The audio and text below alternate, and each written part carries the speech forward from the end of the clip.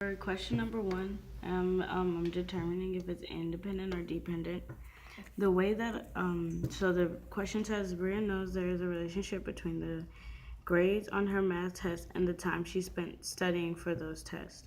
So I know that the time she spent studying is independent and the grade on her test is dependent because time is sometimes independent. And the grade she got on her test depended on the time she spent studying. So, yeah. So for the second question, I have to tell whether this graph represents a function. The way that I know this graph represents a function is because when you go do the vertical line test, it only passes through it once. So this is a function.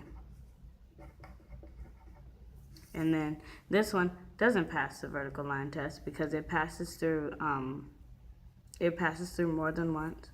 So then it's not a function. For question number 3, I have to classify the function as increasing or decreasing. Now this is kind of confusing, but the way I remember it is that when it's not like an exponent or anything like an equation or anything there, then it would be constant. And this one, because it is exponential, and also it's just positive, would be increasing. So I have to classify these functions as linear, a linear absolute function, or a quadratic function. This is a quadratic function, and the way I remember that is like kind of weird. When it even though it has like the exponent right there, I know that the exponential one has an x exponent all the time. So I mean, quadratic, and then for this one, it's exponential, not exponent. So exponential. Okay, so number 5 is determine whether each function has an absolute maximum or absolute minimum.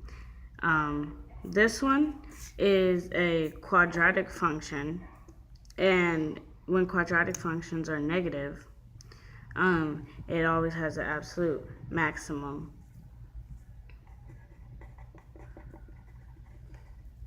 And for B, when it's exponential, so and then it has a constant like maximum also.